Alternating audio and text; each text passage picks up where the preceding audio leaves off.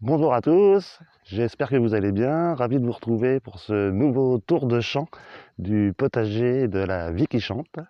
Tour de champ du mois de juillet, début juillet, on est le premier week-end de juillet. Euh, c'est pas une date anodine, hein, c'est le premier week-end de l'été. Pour préparer l'hiver, là ça y est, maintenant c'est parti, on est à fond. D'autant plus que ça n'a pas été facile avec la météo. Bon, nous, on a de la chance, on a été relativement épargnés, hein, on n'a pas eu la grêle. Par contre, on a eu beaucoup d'eau qu'on fait verser beaucoup de plantes. Bon, c'est compliqué. Il a fait très froid aussi. Là, tous les légumes sont bloqués au ralenti. Mais bon, ça devrait repartir. Voilà, on va. Déjà, je voudrais quand même remercier tous les abonnés et les nouveaux abonnés, hein. Merci à vous. Si ces vidéos vous plaisent, eh ben, n'hésitez pas à mettre un pouce, hein, ça fait toujours plaisir. Et puis à partager, hein, si vous pensez que ça peut aider certains. N'hésitez pas, c'est fait pour. Je vais vous emmener pour le tour de champ du jardin pédagogique que je rebaptise immédiatement le jardin didactique. Parce que finalement, c'est plus... ce qui m'intéresse, c'est plus de la transmission de savoir que de la technique pure, du geste pur. Bon, vous en verrez aussi, hein. Là, la vidéo va être assez dense, assez longue. Je sais pas, peut-être que je la couperai en deux, on verra, parce que la dernière date, hein, donc j'ai beaucoup de choses à vous montrer, à vous raconter. Il y aura peut-être aussi les images que j'avais prises avant, pour que vous puissiez voir les différences, parce que là, c'est en train de changer. On est en train de mettre en place toutes les cultures d'hiver. Voilà, et bien écoutez, sur ce, je pense que il me reste plus qu'à me mettre en tenue de travail, et puis c'est parti, je vous fais visiter le jardin. Et puis voilà, je prends le week-end pour vous montrer ce que je fais ce week-end au jardin, le premier week-end de juillet. Allez, à tout de suite.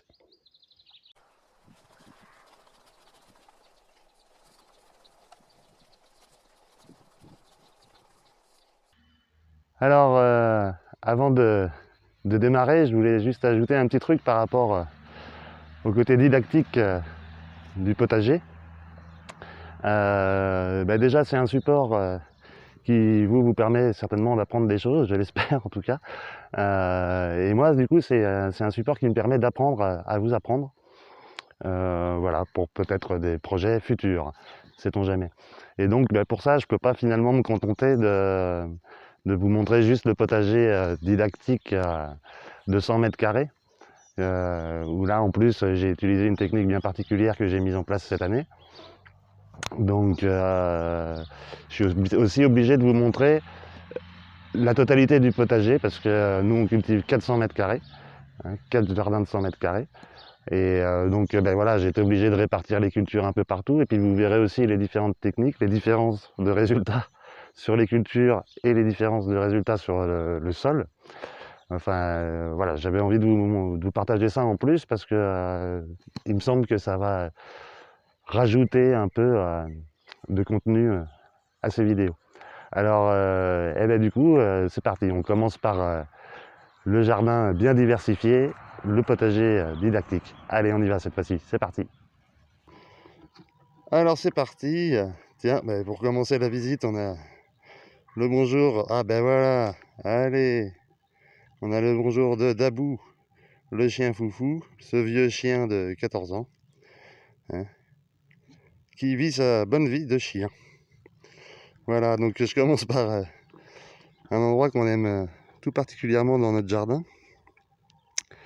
C'est ce petit massif d'aromatiques, de fleurs, avec le bassin qu'on voit au milieu. On aime beaucoup cet endroit parce qu'il y héberge beaucoup de vie, il éveille beaucoup de sens. Et vous voyez, tant que je suis là, je vous montre quelle forme de vie il peut héberger.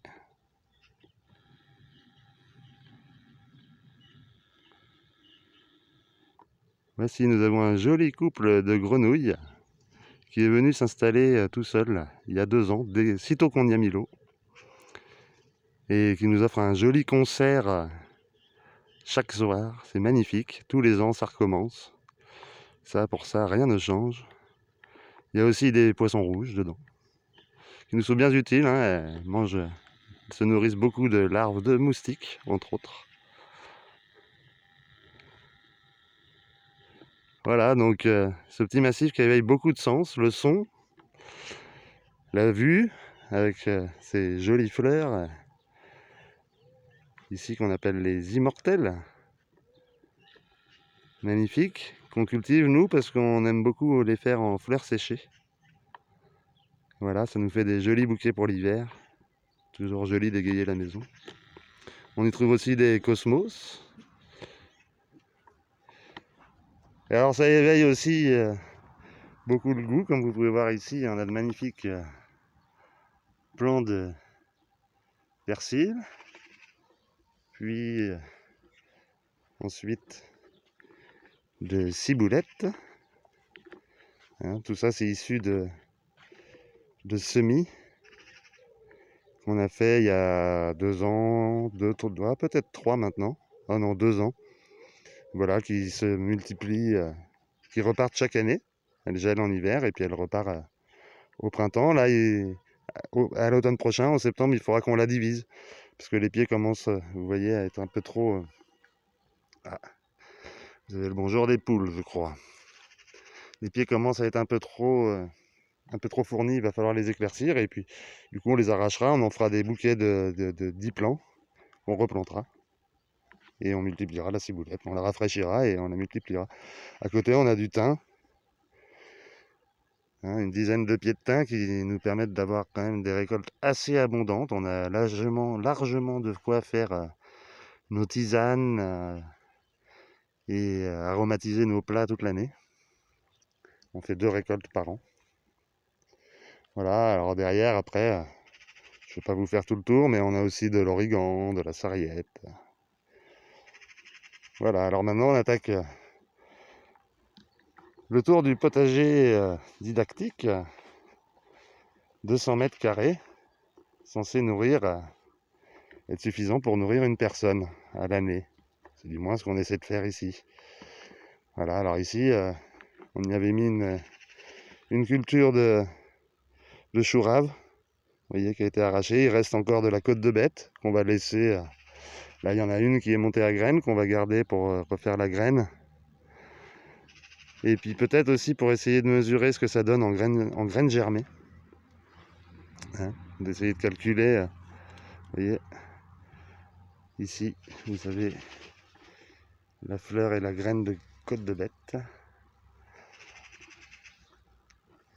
On va donc essayer les côtes de bête qui sont magnifiques. Ouais, on va essayer de quantifier un peu les quantités qu'il faudrait pour cultiver de la graine germée suffisamment pour en avoir pour l'hiver. Voilà, je trouve le procédé intéressant. Voilà, donc on a enlevé la culture de chou rave et on va, dès qu'on peut, y remettre une autre culture. Alors vous voyez, hein, comme je vous disais, la météo nous a pas trop aidé ces derniers temps. Il faut qu'on désherbe, il en a beaucoup de désherbage à faire, de la tonte. Voilà, alors je vous parlais aussi des différentes techniques que j'avais utilisées. Ici, j'ai fait en fait, je vous ai déjà expliqué dans la précédente vidéo, dans le précédent tour de champ. J'avais creusé des tranchées pour rehausser mes plates-bandes. Et pour éviter que mes buttes s'effondrent avec la météo, la pluie, tout ça, eh bien, j'ai comblé tous mes passe-pieds de branches, de rameaux, de tontes. En fait, ça fait un peu le principe d'une butte permanente. Et tout ça me stocke l'eau. C'est assez impressionnant, hein. Bon, là, c'est vrai que les sols sont trempés, hein, parce que hier, il est tombé ne serait-ce que 30 mm. Donc voilà, ici, on a une belle culture d'oignons carottes en association. Hein. La carotte est censée éloigner la mouche de l'oignon. Et l'oignon est censé éloigner la mouche de la carotte. Donc c'est plutôt intéressant. Alors là, on a une jolie plate-bande. Alors je vous explique un peu aussi. Là, vous pouvez constater l'effet canopée dont j'ai déjà parlé, qui fait que les cultures sont tellement denses, finalement, que la lumière ne passe plus, et donc les mauvaises herbes ne germent plus au pied. Bon, là, il se trouve qu'il y en a quand même quelques-unes qui ont germé et qui sont passées, mais qui vont être faciles à arracher, qui sont en fleurs, il faut le faire vite. En soi, c'est pas très grave, hein, les mauvaises herbes sont pas très gênantes. Le problème, c'est quand elles se ressèment, hein. Donc là, c'est à fleurs, il est très grand temps de les arracher avant qu'elles fassent des graines et qu'elles se ressèment. Voilà, à côté, on en a plusieurs, hein. Vous allez voir des planches qui sont vides, qui ont déjà été cultivées, soit par des salades, des navets, de la betterave, des radis, voilà, que j'ai pas pu vous montrer avant parce que voilà, la météo et le temps disponible ne le permettaient pas. Ensuite, à côté, on a une association sur une seule plate-bande. On a haricots rames, salade, et de l'autre côté, vous allez voir, on a une série de choux-fleurs et de choux-brocolis. Alors là, encore une fois, on n'a pas été aidé par la météo, hein. Vous voyez sur les salades, il y en a quand même quelques-unes qu'on n'a pas eu le temps de récolter et qui sont montées, elles aussi, à fleurs et à graines. Ce qui, c'est pareil, c'est pas très très grave, hein, parce qu'on va voir ce que ça donne et en graines germées, et on va essayer de garder de la semence pour l'année prochaine. Voilà, et à côté, palissé sur un grillage, on a du haricot rame qui est plus facile à récolter, hein, ça évite de se baisser, et qui va bientôt être prêt à récolter. Je vais essayer de vous en montrer. Et là, de ce côté-là, vous allez voir au passage, on a notre culture. Bon, la lumière n'est pas l'idéal. On a notre culture de chou-fleur, qui, ma foi, est plutôt très belle. Alors, pour le moment, ils n'ont pas commencé à fleurir. Et puis à côté, on a notre culture de chou-brocoli de printemps, qui a subi le même sort que les salades. Ils sont montés à fleurs directement. Donc on n'en a pas mangé, c'est pas grave, on en refait pour l'automne. Alors vous voyez, je vous montre. C'est pas grave, hein, les graines de crucifère, c'est des très bonnes graines germées. Et en plus, toutes ces petites fleurs m'attirent énormément d'insectes qui m'aident à polliniser toutes mes cultures. Vous voyez, là, les haricots verts, ça commence à être bon. Il va être temps de passer, largement temps de passer faire la première récolte. Youpi, on est content. Ça nous fera ça à faire en plus. Donc là, il va falloir qu'on enlève quand même quelques choux brocolis pour regagner de la place. Ça, c'est sûr. Là, il va falloir bien arracher toutes les mauvaises herbes. Et puis choisir les salades qu'on va laisser pour la graine. Voilà. Alors à côté, on a notre premier rang de tomates associé à du haricot vert, nain celui-ci. Vous voyez, que j'ai semé après en fait, pour échelonner les récoltes, parce que c'est les haricots verts, si on a trop à récolter, on est vite un peu écœurant. Et alors j'ai mis en association, vous voyez, haricots, tomates, choux. Alors le haricot rame fait de l'ombre à mes choux.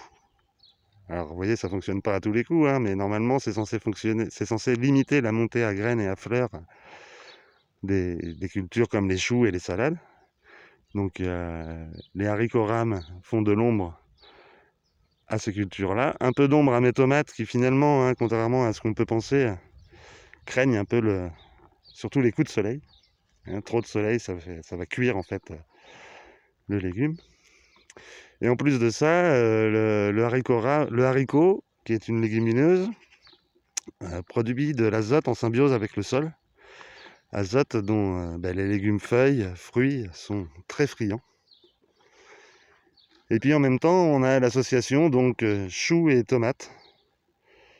La tomate étant censée, je dis bien censée parce que j'en ai vu quand même,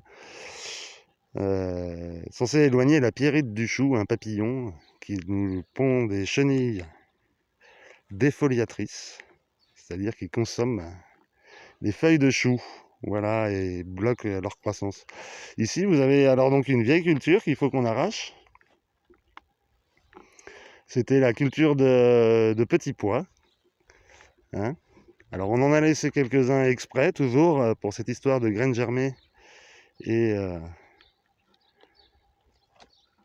et de semences personnelles, vous voyez. Alors là, maintenant, les cosses sont bien sèches. On entend, ça craque. Donc on va pouvoir les récolter. Voilà. Et derrière, on a une culture de salade, où là, eh bien, elles sont toutes montées à fleur d'un coup, avec la chaleur et un petit peu de manque d'eau aussi. Donc voilà, là il y a pas mal de boulot. Il faut qu'on démonte le grillage, tout bien renettoyer la planche, pour pouvoir remettre une culture derrière, hein, le plus vite possible. À côté, on a notre deuxième rang de tomates, avec toujours l'association avec les haricots verts. Alors vous voyez, les cultures sont plutôt bien parties. Bon, alors avec la tomate, il faut jamais crier victoire, hein. On est au mois de juillet, il a beaucoup plu, il fait froid en ce moment, tout est au ralenti. Bon, c'est comme ça. Alors il va falloir que je les taille aussi et que je les retuteur un petit peu. Alors la taille, je vous montrerai plus tard dans la vidéo comment je fais moi, et surtout je vous expliquerai pourquoi moi je taille, parce que ça me semble le plus essentiel. Euh, Il y en a qui ne taillent pas, c'est pas du tout obligatoire. L'objectif c'est de savoir ce qu'on fait et pourquoi on le fait. Voilà. Et là c'est l'occasion de vous montrer un peu justement la qualité du sol. Oh, c'est pas super, je vous remontrerai tout à l'heure. Et vous voyez, je peux attraper ma terre, elle est toute fine, c'est de la semoule. Voilà, alors forcément, il y a toujours de la mauvaise herbe, hein. C'est un des gros chantiers du week-end, le désherbage.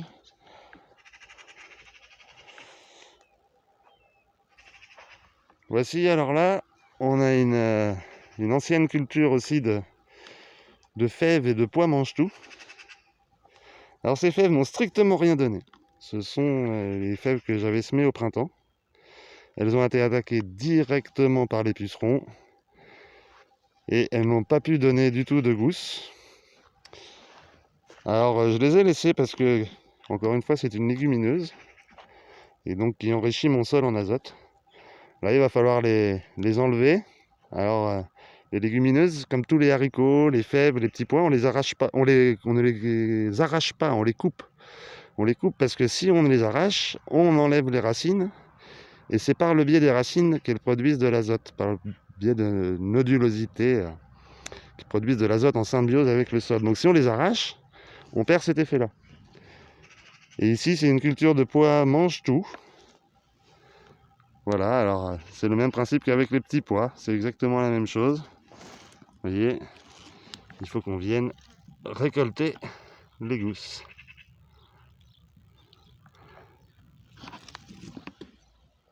Alors voilà, il nous faut bien encore une fois renettoyer tout ça. Il y a du boulot, un petit peu quand même, hein. Ensuite, à côté, on a nos cultures de poivrons et aubergines, que je taille aussi. Peut-être même que les aubergines, il faudra que je les tuteur. Parce que vous voyez, avec la pluie et le vent, elles ont eu tendance à verser. Alors je me dis que si je les attache pas, quand il y aura les fruits, eh ben, elles vont juste se casser la gueule, quoi. Voilà, ici on a la culture de poireaux. Hein, donc sur une planche de 5 mètres de long, j'ai fait 4 rangs. Et j'ai planté 100 poireaux pour l'hiver. Donc il me semble que ça devrait être suffisant pour une personne. Il y aura peut-être de quoi partager. Puis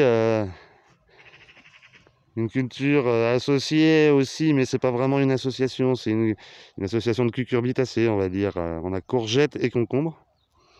Alors, vous voyez, les concombres, on a déjà commencé à récolter. Attendez, j'essaie de vous le montrer. Voilà. On voit à peu près. On en a ici. Donc ça va donner à profusion pendant 2 mois, comme les courgettes, hein, qui commencent à donner. On n'est pas en avance, nous, cette année, mais bon, c'est pas grave. Ça va donner à profusion pendant 2 mois, et puis après, ça va tomber malade et arrêter de donner. Donc, un des trucs qu'on a à faire cette semaine, c'est justement d'en ressemer, hein, pour pouvoir avoir de la production après jusqu'en septembre-octobre et avoir une production raisonnable, convenable, suffisante pour pouvoir conserver. Bon, le concombre, ça se conserve pas trop, mais disons que autant le manger en pleine saison. Et comme ça, on peut conserver des courgettes, par exemple. Vous voyez, ici, on a de la belle courgette. Voilà, c'est de la verte non coureuse d'Italie. Le concombre, c'est le concombre Tanja que j'utilise beaucoup. Vraiment, c'est dans tous ceux qu'on a essayé, c'est ceux qu'on a préférés. Et là, on a encore une planche vide où on a récolté les betteraves et les navets de printemps. Les navets sont stockés au cellier et les betteraves sont conservées en bocaux. Voilà, il faut qu'on nettoie tout ça. Alors voilà pour le tour de ce potager de 100 mètres carrés. Je vais donc maintenant vous montrer un petit peu ce qu'on a à côté. Parce que du coup, nous sommes 4 à la maison et nous avons besoin d'un peu plus.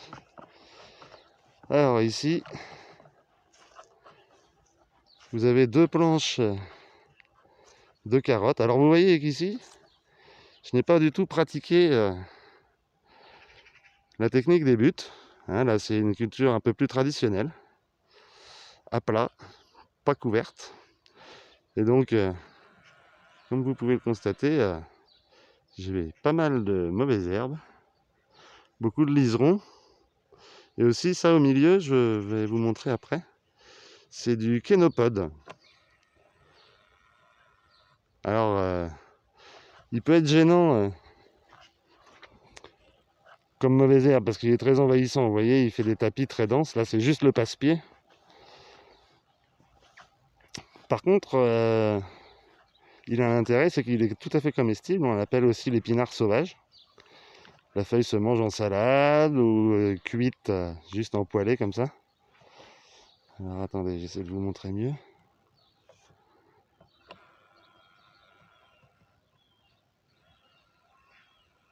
Le voilà, le kénopode. La plante à la patte d'oie, kénopode.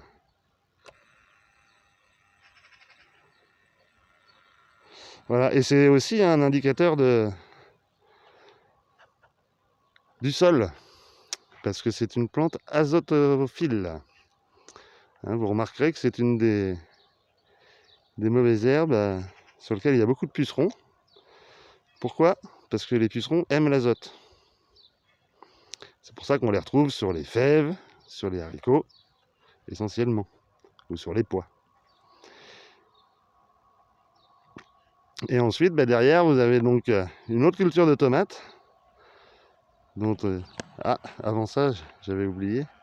On a une culture ici de piment de Cayenne, vous voyez, qui est déjà à fruits, qui a déjà de jolis fruits.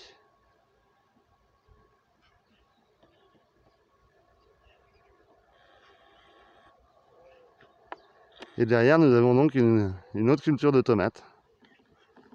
Et vous voyez que le sol, c'est pas du tout la même chose. Là, le sol avec la pluie, il s'est complètement tassé. Les carottes, c'est une des choses que j'ai à faire absolument, très rapidement. C'est de passer biné. Parce que sinon, le sol va se durcir à la croissance des tomates. Des carottes, pardon. Voilà, et après, ça va croûter et je ne pourrai plus le défaire, quoi. Donc là, c'est maintenant trop mouillé pour le faire. Je vais faire des dégâts avec mes outils. Mais il ne faut pas que j'attende que ça sèche trop. Là, ça sera bon, je pense, demain après-midi. Voilà. Et ici, c'était une culture de cornichons. parce que nous aimons beaucoup les cornichons.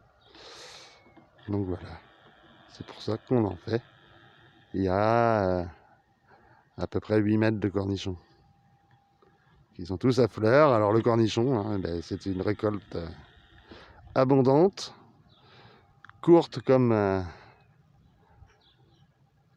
les concombres, mais par contre c'est une récolte tous les 2 jours, hein. Il ne faut pas en rater parce qu'après on a des cornichons souvent trop gros. Bon après, ça c'est selon les goûts. Donc voilà, là on a suffisamment de carottes je pense, vous voyez, pour tenir l'hiver. Ça nous fait 4 rangs fois 2 plates-bandes de 20 mètres de long. Voilà, quand je désherberai les carottes, je vous expliquerai peut-être un peu plus comment j'ai fait les semis, parce que c'est vrai que c'est pas toujours évident. Alors ici, on a un autre jardin qui est en train de se libérer. Comme vous pouvez le constater, on aime bien les fleurs. Ça attire les insectes. Et c'est beau pour les yeux. Ça attire les oiseaux. Ici, du tournesol. Ça enrichit le jardin en biodiversité. Et au premier plan, on a du coquelicot et de l'immortelle qui malheureusement ont subi des dégâts aussi suite à la pluie. Ici, une autre culture d'oignons. Pareil, qu'il faut que je passe désherber. Là, c'est l'ancienne culture de fèves d'automne que j'avais semée au mois de novembre 2021, qui elle a donné abondamment. On a eu une très belle récolte. Vous voyez ces tournesols, les pauvres aussi, qui ont chuté à cause du vent. Ah on va passer au milieu, je vais vous montrer. Donc là c'est pareil, il va falloir que je coupe, que je fauche toutes les fèves pour regagner cette parcelle. Ah, vous voyez là ici, on a du kénopode justement, je vous en parlais à l'instant. Je vais pouvoir vous montrer. Donc vous voyez, l'inconvénient c'est que là, il va très bientôt faire des graines. Et donc là, il est vraiment temps de l'enlever parce que vous pouvez être sûr que sinon, l'année prochaine, j'aurai un tapis de kénopode au même endroit. Et vous voyez, la plante est assez haute, hein. Elle m'arrive près du torse.